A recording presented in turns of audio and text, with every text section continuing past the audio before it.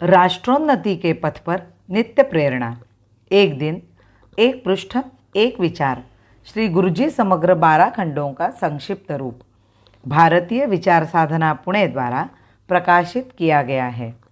मैं डॉक्टर श्रीमती स्वाति सदानंद गोडबोले इन विचारों के एक पृष्ठ को प्रतिदिन वाचन के माध्यम से आप तक पहुंचाने का प्रयास कर रही हूं।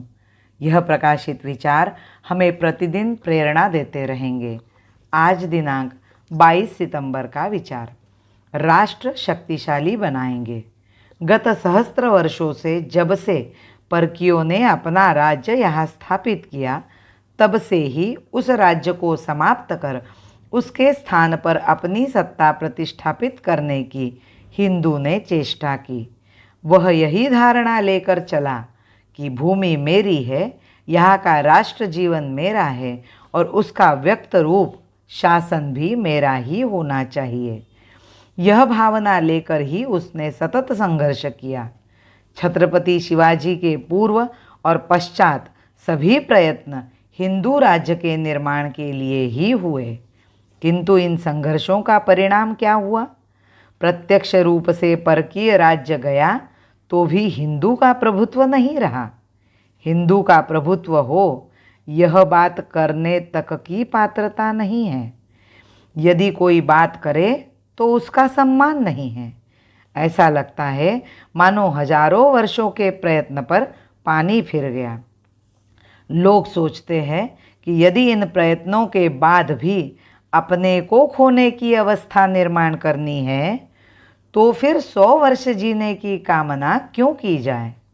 यह घनीभूत निराशा जीवन पर छा गई है। फलतः हिंदू अपनापन छोड़कर चारों ओर दौड़ रहा है। वह मुसलमान या ईसाई बन सकता है।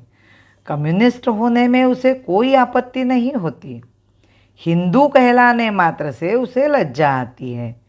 यदि परकियों ने आघात किया होता तो उसका स्वाभिमान जागृत हो जाता, किंतु जिसके सहारे पर वर्षों तक कष्ट सहन किए, वह स्वकीय ही जब हिंदू जीवन को भुलाने और उसके विनाश की सलाह देते हो, तब प्रेरणा कहाँ से आएगी?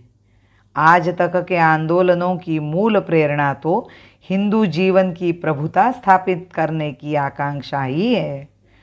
भारत छोड़ो आंदोलन के समय बिहार में जब एक आंदोलनकारी से पूछा गया कि तुम किस स्वराज्य के लिए आंदोलन कर रहे हो, तो उसने उत्तर दिया कि हिंदुओं के स्वराज्य के लिए।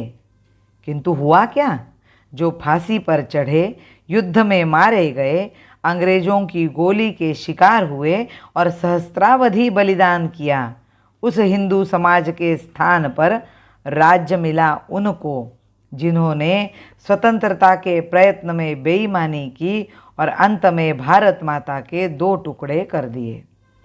यहाँ के लोग कभी मन को धोखा देने के लिए यह भले ही कहे कि हिंदुओं की बहुसंख्या होने के कारण अब राज्य हिंदुओं का नहीं तो किसका है? मन की छिपी प्रभुता की भावना को इस प्रकार भले ही व्यक्त कर दिया जाए, किंतु वह सत्य से कोसों दूर है। आज हिंदू का गौरव कहीं दिखाई नहीं देता। यही आज की शिथिलता का कारण है। हमें इसे दूर करना है। इसके लिए समाज की आकांक्षा जागृत करनी होगी। व्यक्ति व्यक्ति के हृदय में यह महत्वाकांक्षा रहे कि हम अपने देश में स्वतंत्र, सामर्थ्य संपन्न, स्वाभिमानपूर्ण, पराक्रमशील राष्ट्र के रूप में रहेंगे। दुनिया यदि सज्जनता को समझती है तो सज्जनता से, शक्ति से समझती है तो शक्ति से हमें अपना परिचय देना ही होगा। विस्तार मनुष्य का स्वभाव है। वास्तविक जीवन में जितना विस्तार होता है, उतना ही सुख बढ़ता है। हमारे पास जनबल, बुद्धि बल, शास्त्र बल आदि श्रेष्ठत्व प्रदान करने की पूर्ण पात्रता है। उसके द्वारा हम विश्व पर अपनी प्रभुता क्यों न स्थापित करें? आज कारण न्याय का है, सामना अन्याय का है।